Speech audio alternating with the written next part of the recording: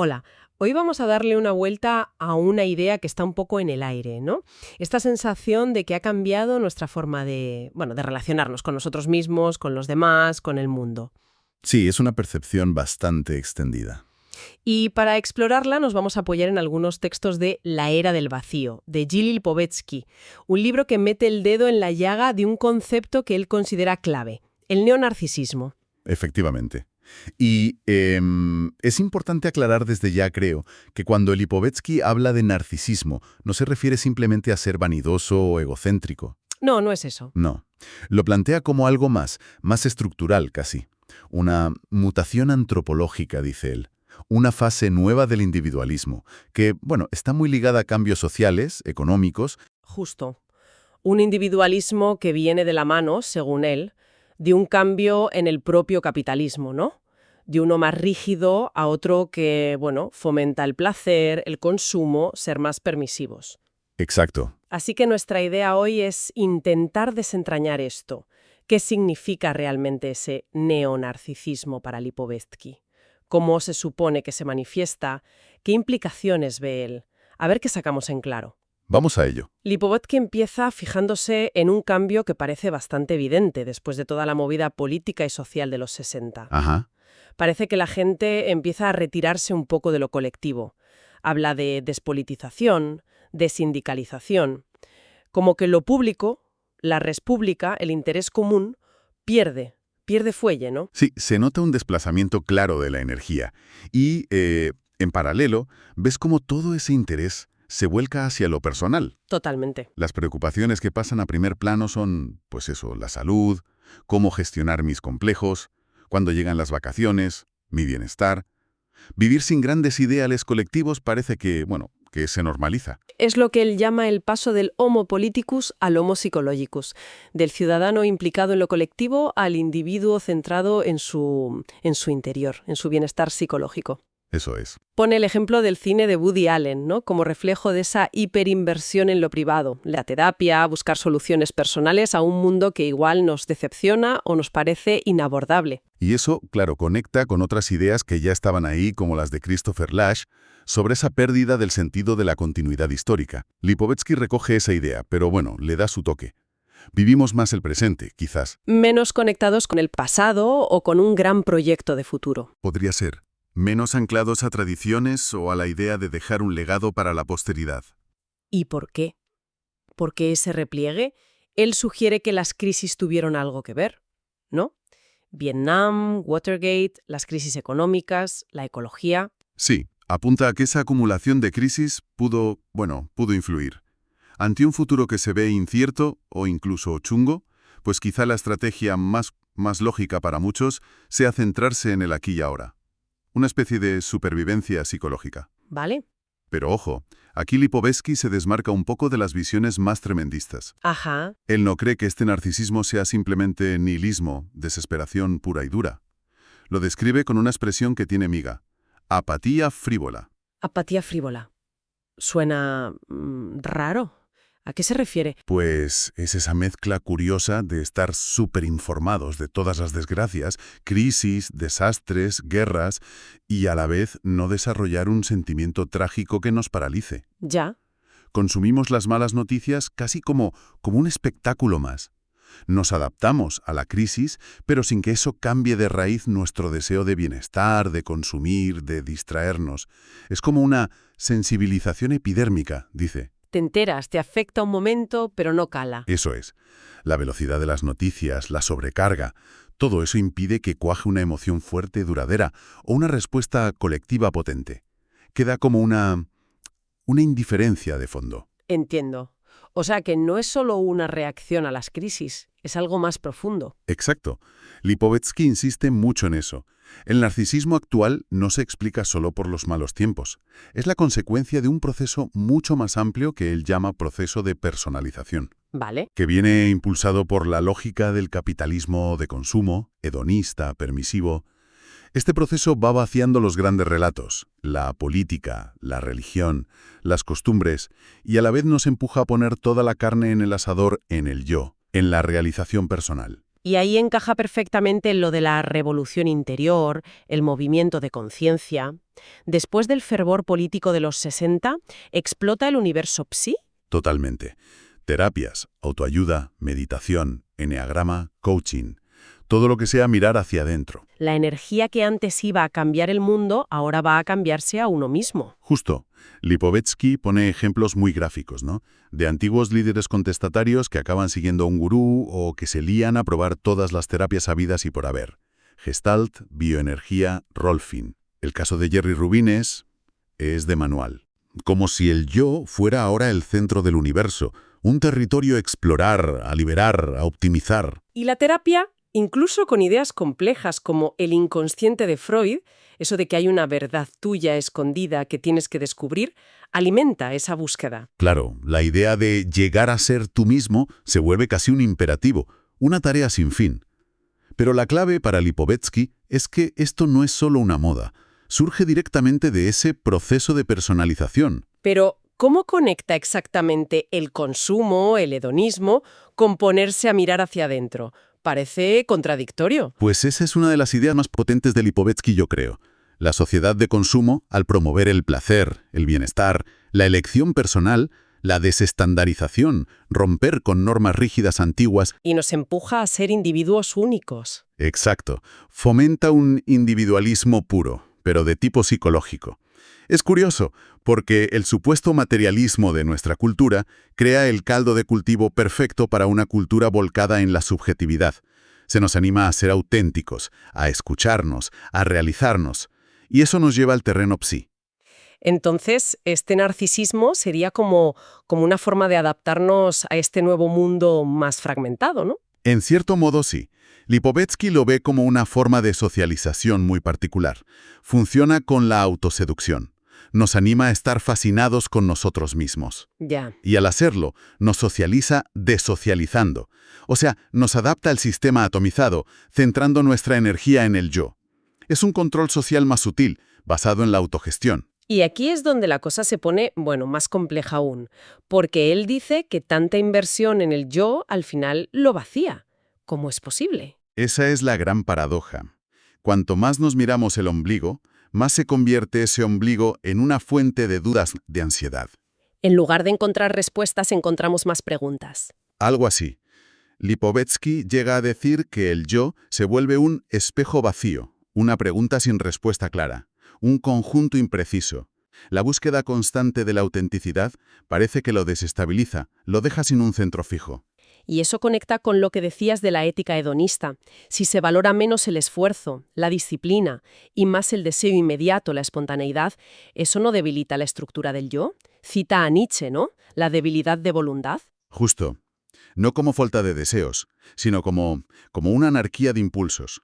Todo vale, todo apetece, pero no hay una dirección clara. Ya. La cultura del sé tú mismo, la educación menos directiva, el bienestar ya. Todo eso favorece la dispersión. Pone el ejemplo de la falta de atención de los alumnos, pero sin profundizar. Excitada por fuera, pero indiferente por dentro. Es un reflejo de esa fragmentación interna, de un yo flotante. Un yo como más líquido, ¿no? Sin una identidad tan sólida. Y esa desubstancialización del yo, esa flexibilidad, resulta que es funcional para el sistema posmoderno. ¿Funcional? ¿En qué sentido? Pues un sistema basado en la innovación constante, la flexibilidad laboral, la adaptación rápida, necesita individuos que no sean demasiado rígidos, que puedan cambiar, adaptarse. Un yo a la carta, por así decirlo. Y dice que este vaciamiento del yo va en paralelo a un vaciamiento de la realidad exterior. ¿Cómo es eso? Sí, habla de una desubstancialización también de lo real. El mundo se sanea, se estetiza. Cascos antiguos restaurados, monumentos iluminados, espacios climatizados, todo más limpio, más bonito, pero quizá... Más artificial, menos auténtico. Podría ser. Más homogéneo. Los centros comerciales, las autopistas, son más lugares de paso que lugares con identidad propia. Cita a Viridio, el espacio como derivado del movimiento. ¿Y esta realidad como más light influye en el narcisismo? Pues refuerza el repliegue. Si el mundo de fuera se percibe indiferente, artificial o incluso hostil, pues te refugias más en tu interior. Claro. Pon un ejemplo muy fuerte. La cultura del sonido a tope. Auriculares, conciertos con vatios a mansalva. Lo ve como una forma de anestesiar el entorno, de neutralizar el mundo y crear tu propia burbuja. Una generación de sordos, decía. Sí, citaba un titular así. No sordos literales, claro, sino indiferentes a lo de fuera, encerrados en su sonido. Y todo esto nos lleva al síntoma psicológico que parece clave en los trastornos narcisistas de hoy. Es justo eso, el sentimiento de vacío interior. La queja principal ya no es tanto una fobia concreta, una obsesión, sino esa sensación difusa de irrealidad, de falta de sentido, de no poder sentir de verdad. La patología refleja la cultura. Exacto. Una flotación narcisista, dice él, más que neurosis clásicas. El narcisismo como una estrategia del vacío. Hablemos un poco de las relaciones y del cuerpo, porque parece que Lipovetsky no compra del todo esa idea de una guerra social generalizada, ¿no? Como decían Lach o Sennett. Sí, él le da una vuelta. No niega el conflicto, pero lo sitúa en otro lado. Primero, destaca la inversión brutal que hace el narcisismo en el cuerpo. Eso lo vemos todos los días. Uf, sí. La preocupación por la edad, la salud, la línea, los gimnasios, las dietas, la cosmética. El cuerpo se convierte casi en un proyecto vital. Algo a mantener, a reciclar, para que no se quede obsoleto, para luchar contra el tiempo. Y eso también es desubstancialización. En cierto modo.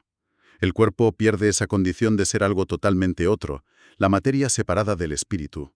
Se identifica más con la persona, con el sujeto. Hay que escucharlo, expresarlo. Piensa en la expresión corporal, la bioenergética. Esa separación cuerpo-mente se difumina mucho. Pero a ver, ¿tanta atención al cuerpo no crea también nuevas normas, nuevas presiones? Aunque sea en nombre de ser tú mismo. Claro, sin duda. Esa es otra paradoja. Bajo la bandera de la liberación, el narcisismo mete nuevos imperativos. Tienes que estar en forma, tener buen aspecto, ser sexualmente activo y competente. Es una normalización más sutil. Justo.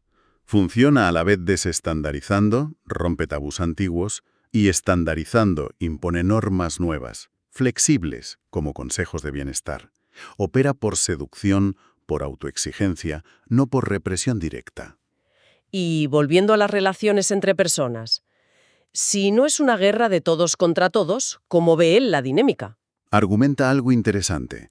Dice que el narcisismo, al centrarte en ti mismo, en realidad baja la intensidad de la rivalidad pública. Ah, sí. Sí, como que disminuye la necesidad de buscar constantemente la admiración o la envidia de los demás a través del estatus, el poder. Esa lucha por el reconocimiento público pierde dramatismo. ¿Y dónde va esa tensión entonces? ¿Esa búsqueda de reconocimiento? Se privatiza, se concentra en lo íntimo, en las relaciones cercanas, el deseo de ser valorado, amado, escuchado. Se juega sobre todo ahí. Pareja, familia, amigos. Y ahí es donde saltan las chispas. Claro, ahí se ponen las mayores expectativas y, por tanto, surgen las mayores tensiones. La agresividad no desaparece, solo cambia de escenario principal. Y sobre el feminismo y el conflicto de género, ¿qué dice? Lo ve de una forma que va más allá de la guerra de sexos. Sugiere que el feminismo, al cuestionar la supuesta naturaleza femenina y mover los roles de género, Ujú. es un motor de cambio para todos. Exacto. Un motor para borrar las oposiciones rígidas entre masculino y femenino. Lleva a una pérdida de las identidades de género clásicas y las sustituya por individualidades más fluidas, más a la carta. Ya. Al final ve el feminismo como una fuerza que acelera la lógica narcisista. Una lógica que en el fondo él considera transexual, en el sentido de que busca ir más allá de esas divisiones binarias antiguas. También le da un palo a la idea de Lash, de que vivimos obsesionados con la fama, bajo un superyo muy duro. Sí, dice casi lo contrario. Lo que él ve es más bien una pérdida de carisma de las grandes figuras. ¿Cómo? Las estrellas de cine míticas, los líderes con aura, los intelectuales venerados, todo eso parece que baja. Son reemplazados por famosos más efímeros, famosos de usar y tirar. Que encajan mejor con la lógica de la moda, de lo rápido. Eso es. Hay más famosos que nunca, pero quizá menos inversión emocional profunda en ellos. Es como una inflación y devaluación a la vez, una indiferencia de fondo hacia los ídolos. Y volvemos a la sensación clave, el vacío, la dificultad para sentir. Esa frase tan gráfica, si al menos pudieras sentir algo, Parece el lamento de nuestra época. Sí, sustituyendo a las neurosis más clásicas. Lipovetsky menciona la idea de Last de la huida ante el sentimiento, pero creo que no está del todo de acuerdo, ¿no? La matiza, sí, de forma importante. Para Lipovetsky no es tanto que huyamos del sentimiento en sí. De lo que huimos es de los signos externos, exagerados de la sentimentalidad. Del melodrama, de lo cursi. Exacto, de la exhibición pública de las emociones. Se valora más la contención, el pudor sentimental, la discreción. O sea, no es que no queramos sentir, es que no queremos parecer demasiado intensitos o pasados de rosca. Justo. De hecho, él insiste en que la demanda de afecto, de conexión, es enorme. Solo hay que ver las apps de citas, la búsqueda de pareja. Es verdad. El verdadero drama de hoy, según él, no es tanto el desapego cool, sino lo difícil que es conseguir relaciones emocionales que sean intensas y a la vez duraderas. ¡Qué paradoja final! Estamos programados para buscar la conexión, pero nuestra propia forma de ser narcisista nos lo pone difícil. Esa es la esencia de la paradoja de Narciso según Lipovetsky. El individuo posmoderno, centrado en sí mismo, tiene muchas dificultades para salir de su burbuja y conectar de verdad con el otro. Pero lo sigue deseando. Profundamente. Y de ahí viene esa sensación de desolación, de vacío, y quizá también esa búsqueda constante de experiencias, de estímulos fuertes, como un intento desesperado por sentir algo, por llenar ese hueco.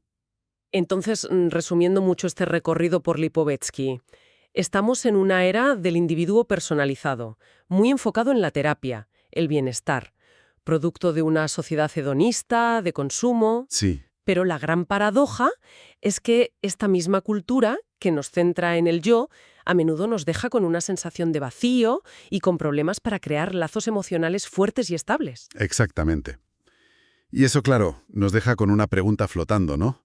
Algo para darle vueltas después de esto. A ver, Si este perfil narcisista, que busca autenticidad y bienestar, pero siente vacío y le cuesta conectar, es una consecuencia de esta lógica de personalización y del capitalismo tardío, bueno, ¿qué posibilidades hay de que surjan quizás silenciosamente nuevas formas de vínculo, de sentido compartido, o incluso de resistencia, desde dentro de esta misma atomización? o quizás ya están surgiendo y no las vemos bien. Quizás. Es una pregunta que queda ahí, abierta. Pues una pregunta muy interesante para cerrar. Muchas gracias por acompañarnos en este repaso a algunas ideas clave de la era del vacío.